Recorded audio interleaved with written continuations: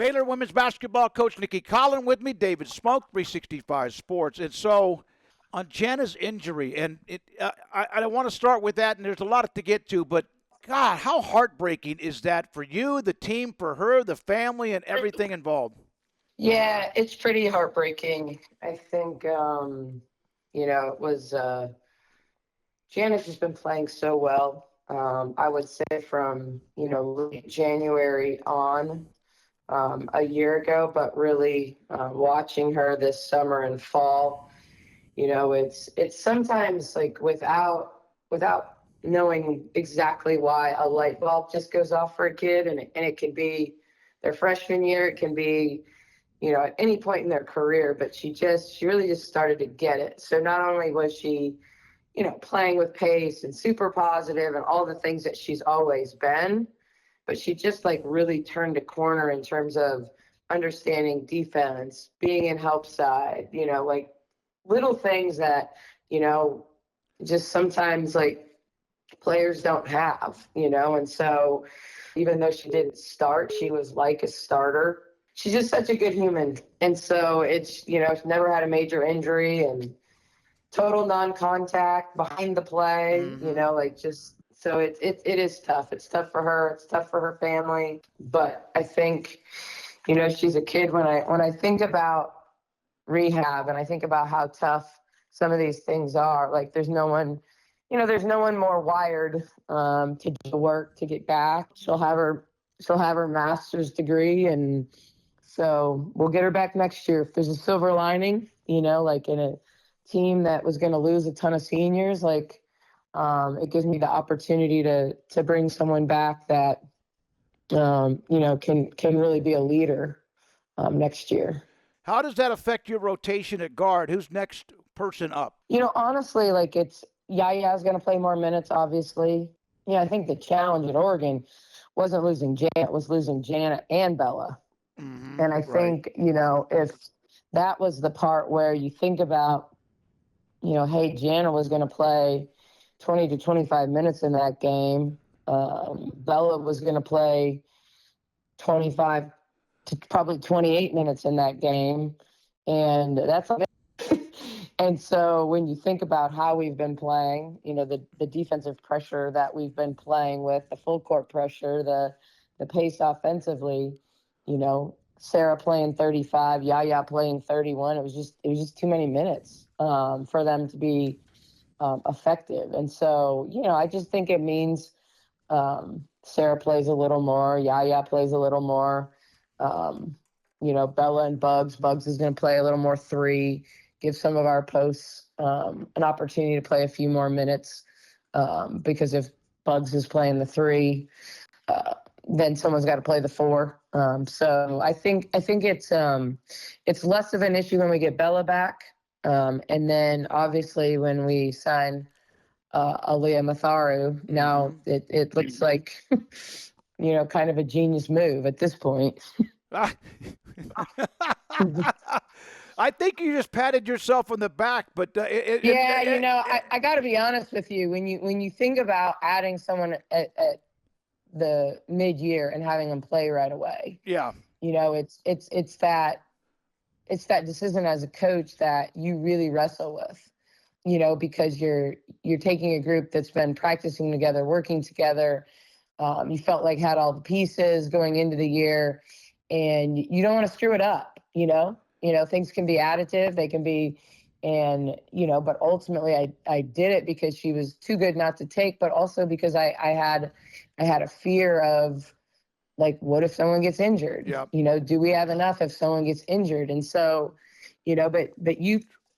I'm not saying every coach thinks a lot about it, but I think a lot about those things. I think a lot about the chemistry of a team and, wanting them to know I believed in them, and it wasn't I was adding someone because we weren't good enough or we weren't, but it just was the right move. And so, sometimes you get lucky in those situations, even in the midst of what I feel like is unlucky in terms of losing Jana.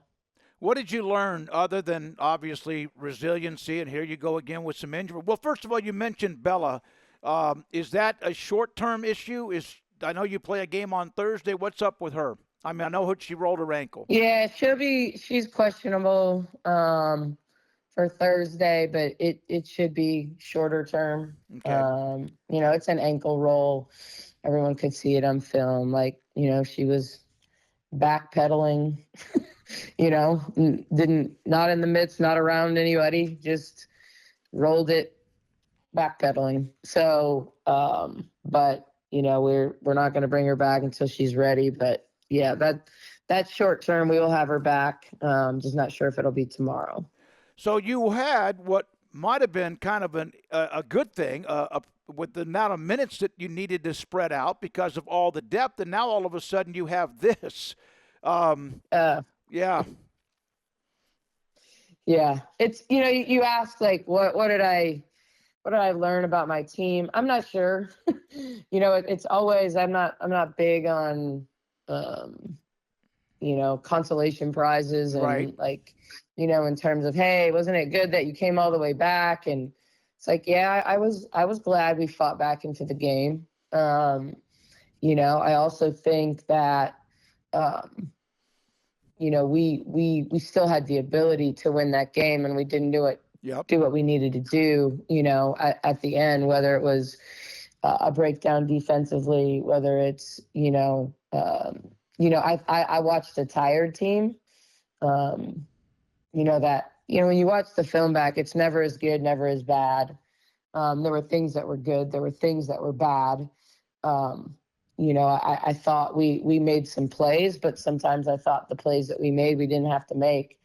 If we'd have seamlessly flowed into offense, we didn't do a good job of getting Aaronette the ball. And that was two-sided. Sometimes, she didn't work to get the ball, and sometimes we didn't look for her. And so, for me, every game, win or lose, is a chance to look back and say, how do I have to be better? How do I have to prepare this team better? So there was no question that yesterday was about, hey, you're going to post hard for the ball, we're going to get you the ball. And like, it's not negotiable.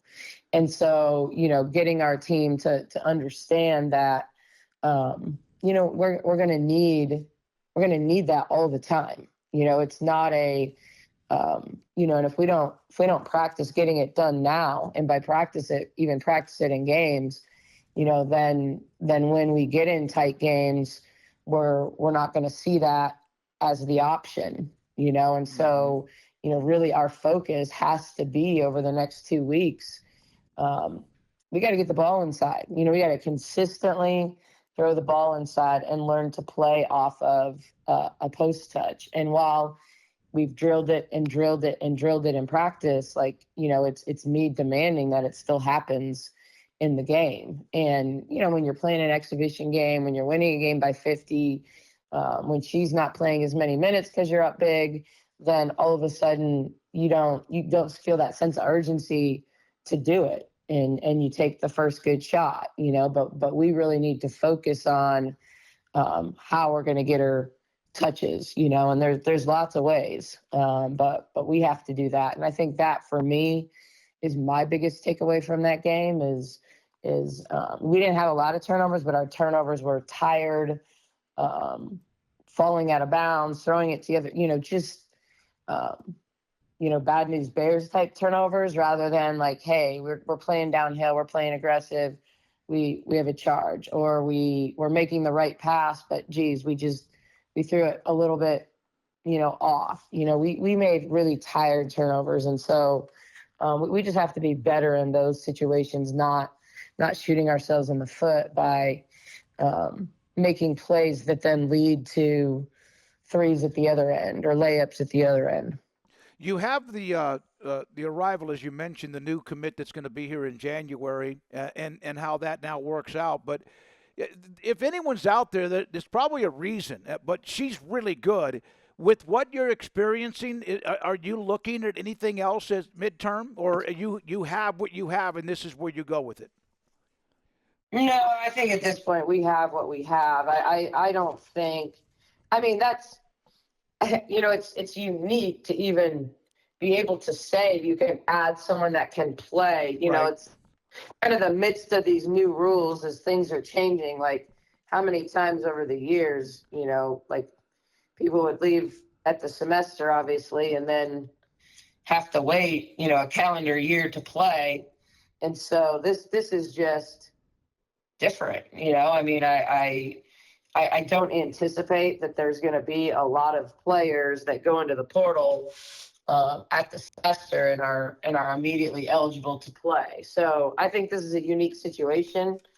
And I just think we're lucky enough to get to add someone with, the level of talent. I mean, when you add someone that averaged, almost 20 points a game in 24 minutes, you're adding someone that's capable of coming in and making an impact. And I think, it's on me to get her to up to speed as quickly as I can and get her to seamlessly fill in. But I think when you look at what we lost and what we need, she provides all those things. She provides someone who can play with pace, someone who can defend, and so just excited to see, how it comes together. So, with the injuries that are there, you have depth. This is one of your deepest teams. And that's why you want to have as many good players as you possibly can, but also knowing players want to play. How much stress does that put on the roster of the players who may not have had many minutes and they just have to step up? Well, that was the tough part, for us in that game. Like I don't think there's any question. Like Yaya Felder wants to play, and when I took her out against Incarnate Word, like she didn't want to come out, and like that's, and you want players who want to play. But it's kind of a matter of sometimes you play players the amount of minutes that you think they can be effective doing what they do well. And it's I had to tell her even in that game, hey, I'm not taking you out because you did anything wrong. I'm taking you out because like you lose effectiveness when you get tired. And you went from making a couple good plays to not getting back in transition once and missing a defensive rotation once. And it's like, what I have to do a better job with this group now is finding like ways to give them, even if they're going to play more minutes, finding creative ways, whether it's, using the media timeouts and try to get them an extra blower on the media timeouts, because Yaya and Sarah just haven't been healthy enough to play the minutes that I had to play them against Oregon. It's not that they're not great players. Everybody knows Sarah Andrews is a great player.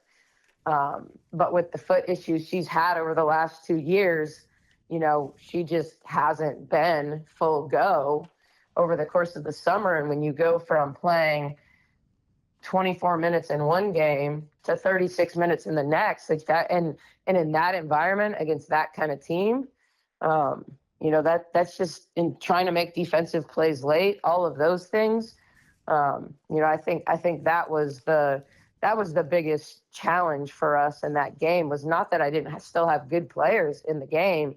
It's just they weren't being as effective as they could be because they were tired, and you don't make shots when you're tired, and you don't get in help side as quick as you need to, or rotate defensively, and then you're late and then you foul, and so, the advantage of the depth was that we were playing with a really, really big intensity on every possession, in particular defensively.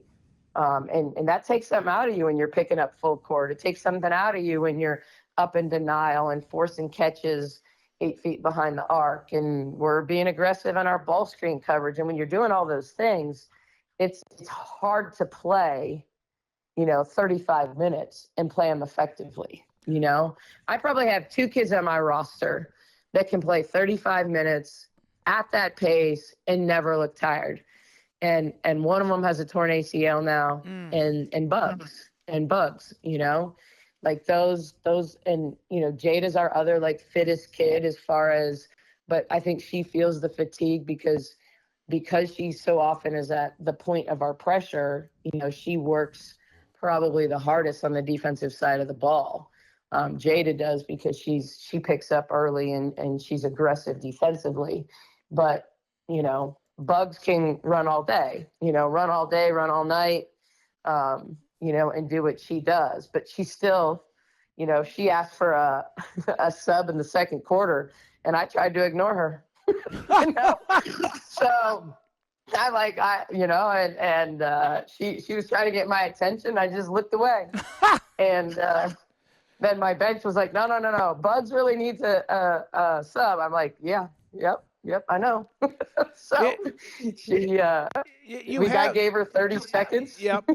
And then that was it. You've been working out, you've been practicing it. Sometimes it's different though when you play games, like real games. Is that something that as the season progresses, more can play more minutes?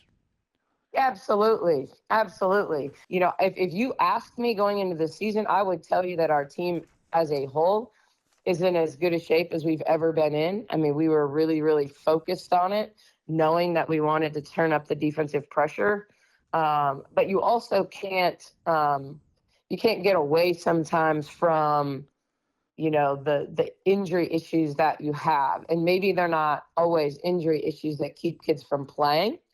But they keep kids from doing deep squats. They keep kids from doing, hey, like losers of this drill, you got to run an 11 or a sideline, and then those kids go to the bike because you're worried about the load on their knees, their feet, their whatever.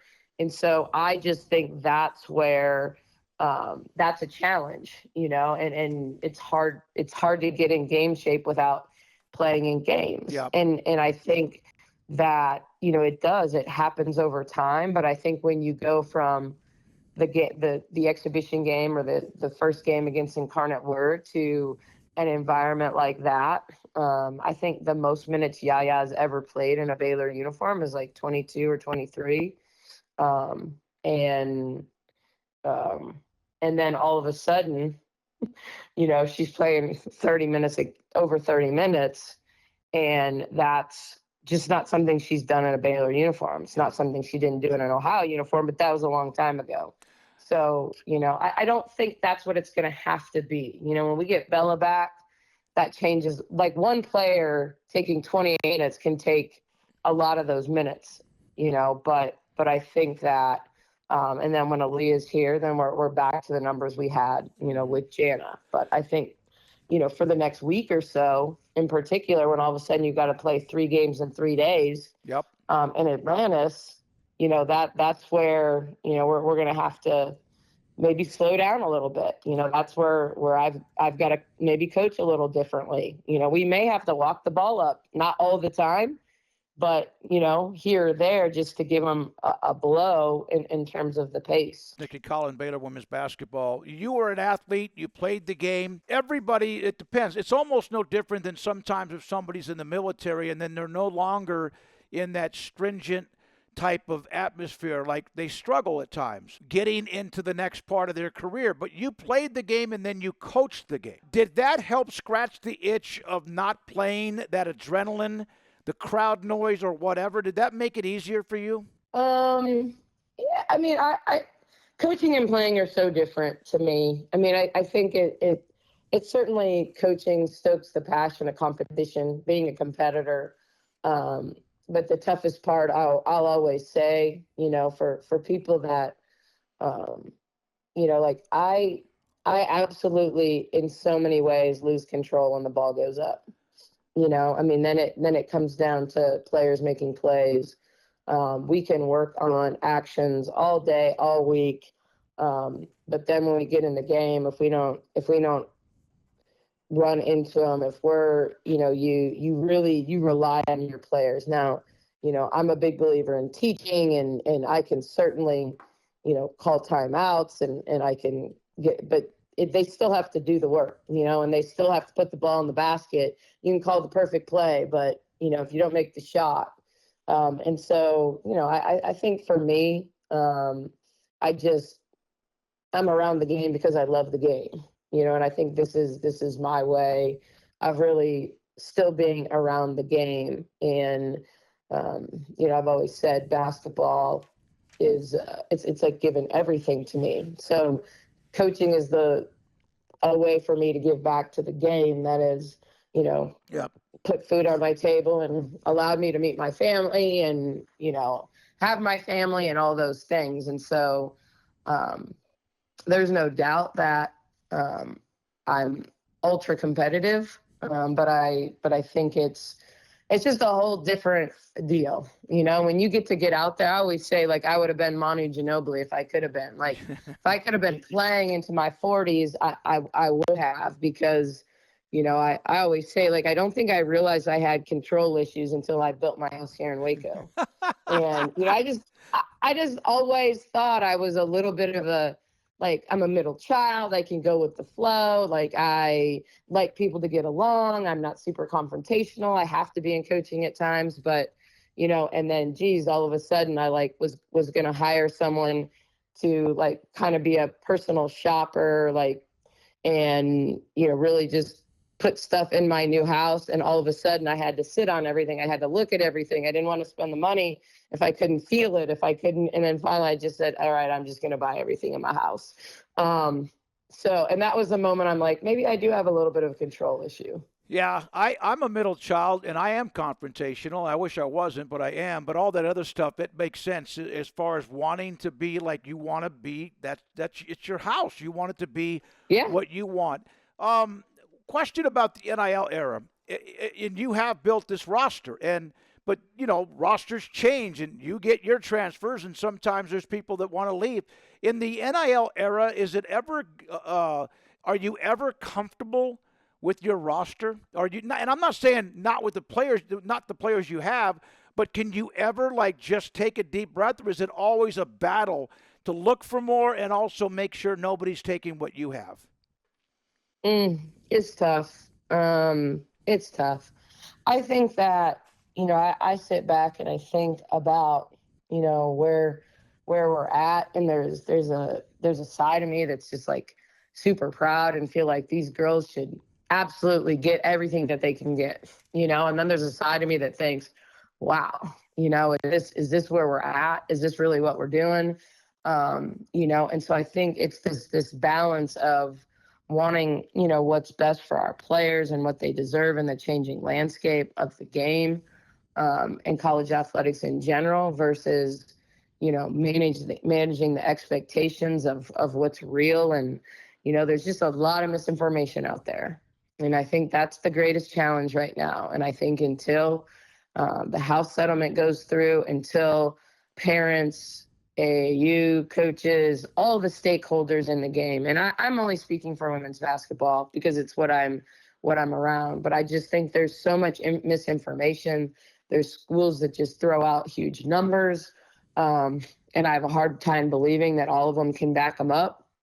But why does an 18-year-old or a 17-year-old know that? When all of a sudden revenue share comes in and the collective comes in house, and now you have to have fair market value deals. Like where are we headed? I think for me, my greatest fear all the time is the uncertainty and the lack of transparency. And so, right when I think we're doing it better than everybody else, then there's a new rule, and then we're playing. I don't even know if it's catch up. I don't know that it's catch up. I think it's more like you're trying to figure out the dynamic of how you talk about it, how you recruit to it, how you keep your own players in the midst of it. Changes every 6 months, and I thought in the spring we did it better than anyone in the portal in terms of how we utilized NIL, the conversations that we had, the directness that we had. We weren't just like, wasn't an assistant coach throwing out numbers and then, who knows whether they can do it or not.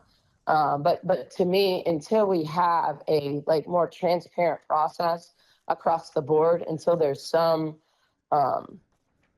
guardrails on this thing, it's a challenge. Like I've been very, very lucky. I can say that I'm blessed to be at Baylor. I've been really lucky, that, we haven't lost key players, and yes, there's tampering going on, sometimes subtly and sometimes not so subtly. But, I think we treat our players really, really well. I think we took care of our returners. But I think in the the new landscape. You never know what's next. You do not know what's next. April 8th or whatever date that is that, the House settlement comes, like now what? Now it's good for some sports and not good for others. And so we have to figure out that dynamic, because it impacts your recruiting. It impacts, what other people are setting. And we're not all messaging the same way. We are not all messaging the same way. And by we, I mean across the board, college women's basketball, what I hear, what other coaches are saying, it's not the same. And so that's where I think it's really, really unfortunate. Yeah, because I think there's going to be a lot of players that have been told they're going to get a certain amount of money, and it's not going to happen. Yeah, all we've ever said, Paul, Craig, is that you just make sure everyone knows the rules or the guidelines. And when you say guardrails, people go, "Oh, you're being an old man." No, I just think I just think everyone needs to be playing by the same set of rules and understand them. Two more questions. What are things that work in the WNBA that do not work at the college level that you've brought into this program in the college level? And what are some things that perhaps in the college game don't work in the WNBA at the pro level? Okay. I think one of the things, you don't get to find players. Yeah. Accountability looks different. I think that's the biggest thing. When you get pros, they're pros. They tend to act like pros. They don't have to go to class. So you're not hovering over making sure they're turning assignments in. And so, I think a lot of coaching in college is still just helping them grow up. It's a bigger part of my job than coaching is the accountability. You're not going to do this your whole life. Therefore, yep. Let's get you ready. Let's get you ready for what that looks like, because not everyone's going pro. And it's that situation is going to look different for everyone. I think that the pro game has true versatility. So there are times when there are different things you can do offensively. It's interesting. Like we always tell our team, when we play against a lot of these non-conference opponents that are not high major necessarily, they're not going to have a ton of size. They're going to play four guards. Their five will be 6 foot tall. This very, very consistent happens. But it's so interesting because those teams actually play almost more pro stylistically because they play guards all over the court. And so I think from that perspective, like what you see doesn't always align. It's like you can as a college coach, you can look at, you can even look at the NBA game and see a lot of actions that you love. And, I like watching a lot of Hurley's stuff. But, it's like, it doesn't always translate to the women's game, or it doesn't translate to what your roster looks like. And so the more creative you want to get, sometimes you have to go back and be even more simplistic. So I still think the approach at the collegiate level is more simplistic. You've got to get them to make simple plays and simple reads. You don't need tons of misdirection all the time to get back to the action. You just need to be good at the point of attack and the action. And so I think the college game is still a lot more about just, teaching. It's really about teaching. The pro game is about roster manipulation, defense manipulation, mismatches, playing the mismatches. So I think it's very, very different, because even your worst team in the WNBA is still really talented and is going to have wrinkles in what they do that are hard to guard. And so I think from that perspective, you don't always have the versatility. You don't have four players on the court all the time that can handle it and come off ball screens. When you look at what the Liberty did this year, they went through a stretch where they had Brianna Stewart at 6'5" running the point against Minnesota in the finals, and not because of injuries. They just wanted to play that way. So I think you don't have the natural versatility position wise in terms of skill. And so I would say that that's like the biggest difference. What translates, I think, are concepts. Like I think concepts translate: ball screen, back screen, Spain action, twist, you name it. Like I think there's concepts that translate. I just think you have to simplify them at this level. So I don't know if that answers the No, question it well. does. Like Yeah. I don't think you can press in the pros. Like you just can't press in the pros. You play too many games. I think you can get after it. You can press. You can turn people over. You can extend full court. Those are things that you can do at the collegiate level because you don't play as many games. So you can. Their bodies are younger, even though they're all beat up these days because of how much they play at such a young age and how many games they play before they ever get to you. We definitely have a lot of overuse injuries, like by the time we even get them in college these days. But, when you're talking about a 30-year-old body, you're not going to ask them to get up and in full court press and deny, for 30 minutes a game. And so I think that part does not translate from college to the pros. Always learning something when I have you and talk to you on the show. Thank you, Nicki. We'll talk again in a couple of weeks. Good luck managing all of that. I know you will. Thanks for your time, and good luck on Thursday night, too. Thank you. Nicki Collen, Baylor women's basketball coach on 365 Sports.